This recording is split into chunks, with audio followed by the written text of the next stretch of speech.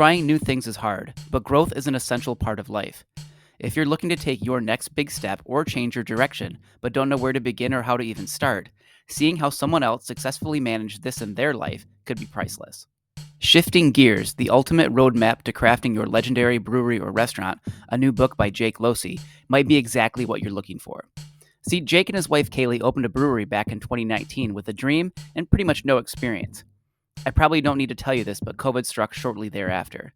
Not an ideal situation for a brand new business of any kind, let alone one that would be literally forced to close its doors. Despite that setback and many more, they not only managed to stay open, now they are thriving, and Presidential Brewing Company has become the cool neighborhood hangout they both envisioned it would be, and also one of my favorite places. Jake's book is meant to help other aspiring entrepreneurs achieve the same heights that their customers and amazing staff have driven them to. He hopes that he can help fast forward the amount of time it takes you to build an idea from neutral, great idea, no movement, to legendary, a thriving brewery or restaurant. In addition to sharing the practical steps that have been proven to help build his dream, this book is also chock full of stories about the inner workings of the brewery. You will get to learn an in-depth background of how they got started and how they have continued to thrive and grow. Shifting Gears, The Ultimate Roadmap to Crafting Your Legendary Brewery or Restaurant is available right now on Amazon in paperback or on your Kindle. Pick up a copy today, and when you visit Presidential, which you definitely should, tell the folks there I sent you. And now, on with the show.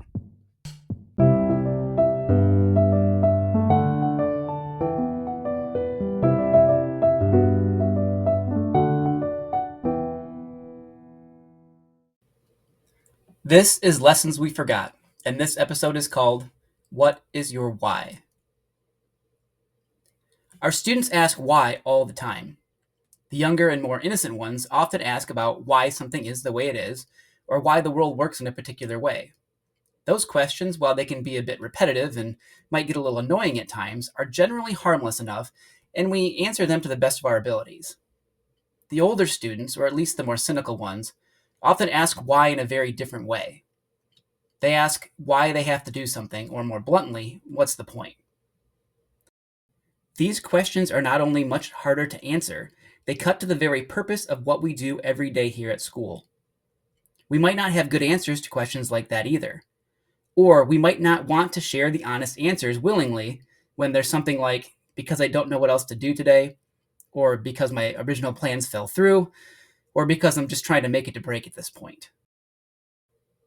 When the shoe is on the other foot, and we're the ones who need to follow directions and do as we're told, we aren't much better than the kids.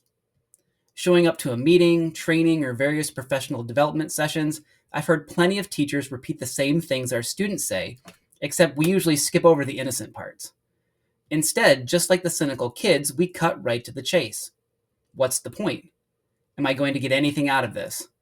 I could be using this time so much more productively, or why are we even here? Obviously, it's pretty hard to get anything productive out of an experience when we show up with an attitude like that. And we would also never accept the type of answers we might give our students when we don't have a good reason to be doing something in our classrooms. But our questions are no less valid than those of our students. The why of whatever we are doing is just as important, if not more so, than the what or the how. He who has a why to live can bear almost any how is the common translation of what was said by Friedrich Nietzsche. The idea being that if we see the importance of something we're trying to achieve, we'll be willing to do just about anything to accomplish it. I think sometimes we've lost a lot of the why for being at school, and that's why it's so easy to reject what's happening all around us or to criticize the things we're expected to do. We get bogged down in the what and the how, and we forget the why. It might be because the why is not explained to us as much as it should, or it might be because we forgot our own why somewhere along the way. So what is your why? Why did you get into education in the first place? Why did you accept this specific job? Why did you show up today? The answers you give to those questions might not immediately come to mind, or they might have changed for you since you first started teaching.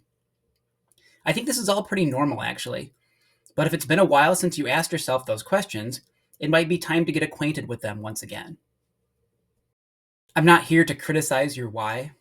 Whatever reason brought you here where you are today is completely fine. Some of you are here because you truly love your subject matter and want to pass that love on to your students. Some of you are altruistic and just want to make the world a better place. Others see the best in everyone and want to give every student a chance to succeed. Even if one of those examples is your own why, or it is on most days, it probably isn't every day. Or maybe it's been a while since you felt like that, and maybe you found a much more practical reason to show up today. Either way, we have way too many whats and hows to ever make it through this without a good why. Of course, we all need to find our own whys, but here are a few to get you thinking. Number one, you are someone's safe space here. It might be a student or a colleague, but someone here is most comfortable when you are around. Two, you are a role model and one of the most positive influences on some of our students. Some of our kids live lives that are completely hectic and are filled with people who aren't going down a road they should follow. You are one of the few people in their lives that show them what staying on the right track looks like. Number three, you teach way more than your curriculum. Even when you don't do it explicitly, you are showing students what it looks like to treat each other with kindness, and you are acting out empathy and compassion every day. You are teaching students how to care for one another. Number four, we need you. This job cannot be done alone. Your team needs you probably just as much as your class does. Number five, I haven't lived your life, but I'm guessing you don't get bored at work very much. Did you know that some people actually get bored at work? That's wild to me. And something you'll never have to worry about here. Number six, you are going to save someone. I know that sounds really dramatic, but it's true. I'm not sure when and I'm not sure how, but at some point during your teaching career, you are going to prevent someone from making a terrible choice, or you will convince them to do the right thing, or you'll be the reason they even show up at all. You'll inspire someone to dream big, to stand up for themselves, or to fight for what is right. And the funny thing is, you won't ever know when it's going to happen. You won't have any idea when you wake up in the morning and drive to work that today is going to be that day when your why will be waiting for you.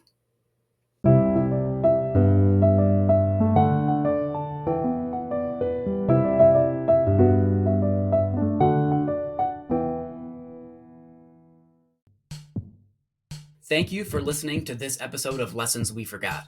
I'm the host, Chris Winkle. You can contact me at lessonsweforgot@gmail.com, and please do. I'd love to hear what you think about the show and any suggestions you might have. If you enjoyed this episode, please share it with a friend. That is the best way to help grow the podcast. If you want to hear more Lessons We Forgot, we post new episodes on Sunday nights. And when you like, rate, and subscribe to the show or leave a comment, that also helps the show reach new listeners. If you really hate ads like me, I do have a Patreon site, patreon.com/lessonsweforgot. For only $1 a month, you can get the show without ads. I'm offering a free trial right now, so go check it out and see if it's something you'd be interested in. Thanks again for your support.